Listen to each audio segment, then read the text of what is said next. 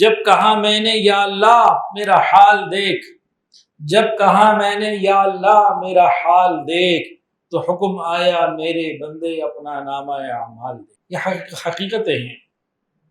ایک حدیث میں نبی کریم صلی اللہ علیہ وآلہ وسلم نے 5 باتیں بتائیں اور فرمایا کہ 5 کے ساتھ 5 کام ہوں گے۔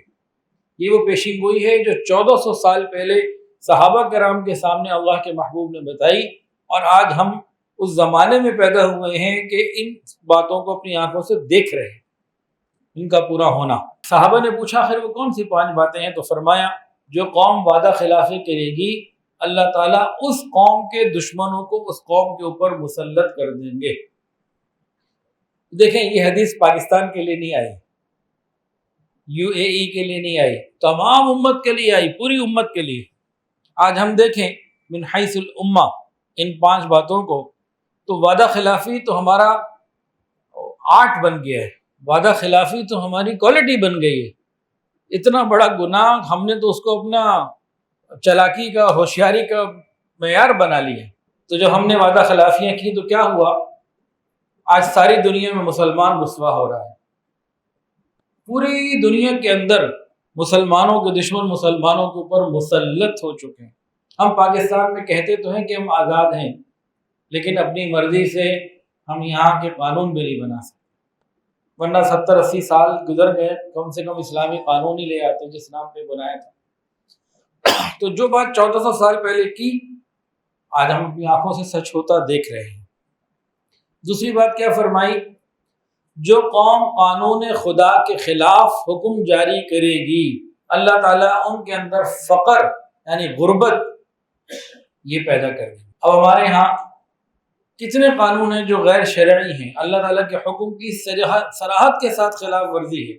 تو پھر آپ دیکھیے کہ پاکستان کے اندر غربت کی جو لائن ہے نا وہ اوپر جا رہی ہے نیچے، اور آہستہ آہستہ امیر سے امیر تر، غریب غریب سے غریب تر ہو رہا ہے۔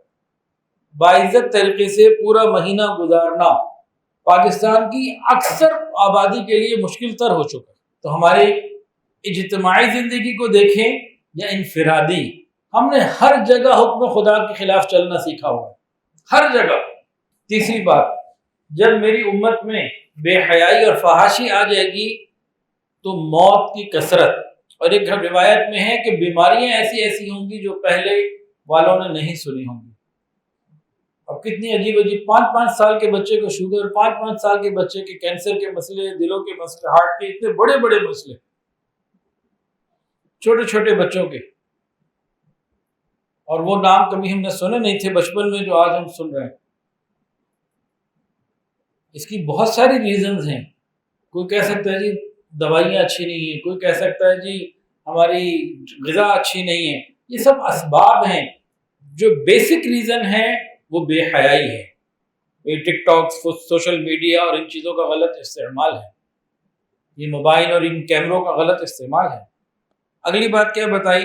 فرمایا کہ جو قوم ناپ تول میں کمی کرے گی اللہ تعالیٰ اس کو زمینی پیداوار سے محروم کر دیں گے اور وہ قحط سالی میں مبتلا ہو جائیں گے۔ ناپ تول میں کمی کیا؟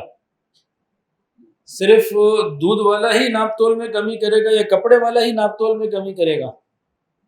نہیں، ہم میں سے ہر شخص ناپ تول میں کمی کر سکتا ہے اور شاید کر بھی رہا ہو۔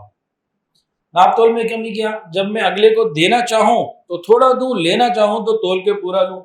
کوئی بھی چیز ہو، کوئی بھی حق ہو، میاں بیوی کو لے لیں، خاوند یہ چاہتا ہے کہ میری بیوی پاک دامن رہے، ادھر ادھر ذرا سی نظر نہ ڈالے اور میں جو چاہے کروں، یہ ناپ تول میں کمی۔ اور بے شمار چیزیں،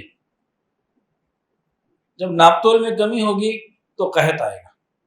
قحط کی 2 صورتیں ہیں، نمبر 1 پیداوار ہی کم ہو جائے گی، نمبر 2 چیز اتنی مہنگی ہو جائے گی عام آدمی کی اپروچ سے دور ہو جائے گی۔